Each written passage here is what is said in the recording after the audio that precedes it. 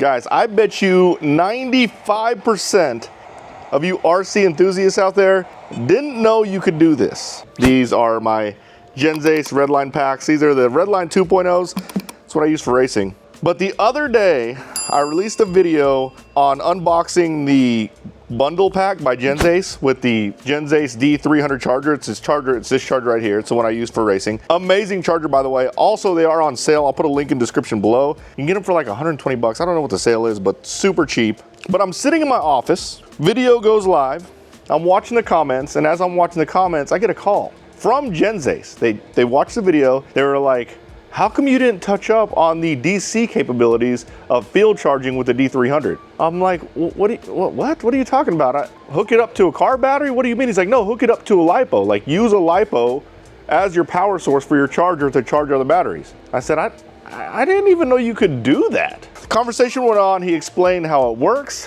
I didn't know it could happen. We're gonna try it today. I mean, if they say it works, I'm sure it works. However, I've never done it. So what I'm talking about is using another Lipo battery as a power source to charge another Lipo battery using the D300 charger. And why you'd want to do that is you could do it in the field. You don't have to have, like right now I'm using an external battery pack, or you need to be plugged into the wall. You don't have to have any power source. You just use another Lipo to charge a Lipo. We're testing it now. This is actually pretty cool. I ended up picking this up on the Prime deals. I posted it on my YouTube channel. Everybody thought I was paid to promote it. I wasn't paid. I actually picked one up too. But what's cool about this is you can see the watts, 179 watts. A lot of people don't know that's really what limits how much you can charge. So how you calculate watts is you take the amount of volts you're charging at, which right now it's about 4 volts. You can kind of see that. 4 volts times 4, which is 16 volts. That's how much volts you need. And then you multiply it by the amps. I'm charging at 10 amps. So about 160-ish watts is what you need to charge this. That's why it's important to have like a 200 watt or 300 watt charger, because if you want to charge a 4S battery fast, 10 amps, you need that. So it needs about a little north of 160 watts.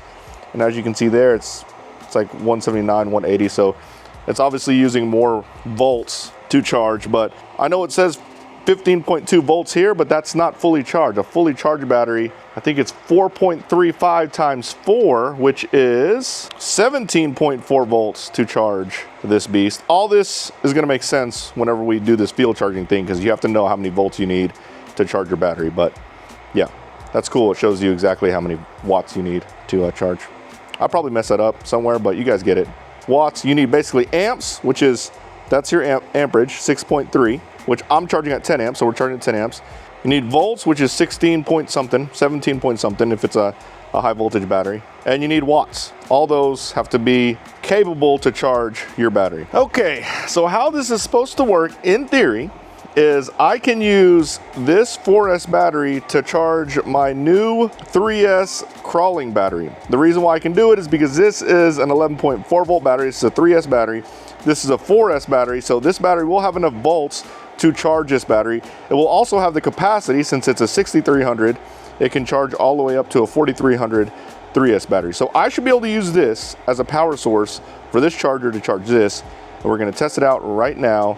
We're gonna stop this battery here. All right, stopping.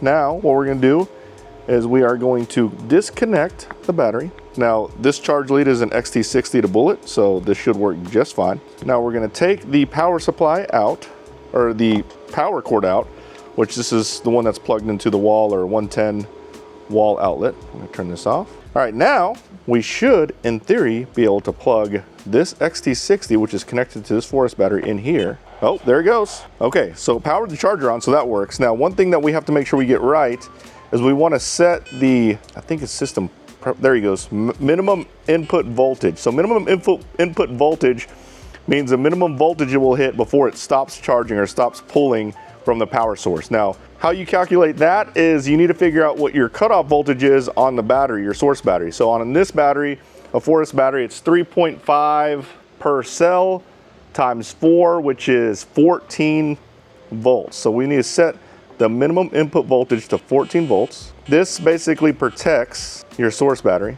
Maximum input power, that's fine. Okay, so 14 volts. That means I'm using a 4S battery. So again, the math is 3.5 per cell. You can use a 2S or a 3S battery, but you want to use a battery bigger than the battery you're charging. Let's go ahead and say back.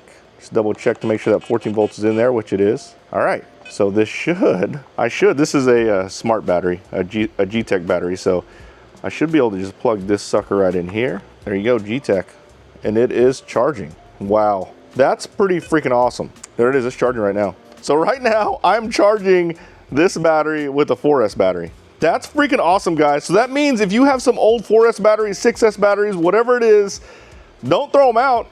Basically just daisy chain them together and you have your own portable power source for your charger so you can charge in the field. Guys, I didn't know you could do that. I'm not gonna lie. I always thought the DC function on a charger was you needed a power supply. Did not know you could use external LiPos. That's actually really cool. That makes this charger even cooler. I don't know how many other chargers can do that, but we know for sure the iMARS D300 can do that. And I will put a link in the description because they are on sale. But that is freaking awesome. 29 minutes remaining.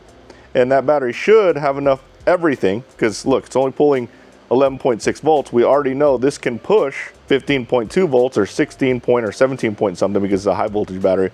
It can definitely push the amount of volts it needs. It has the capacity because it's a 6300, and I have my low voltage cutoff set on my power source. Man, freaking awesome.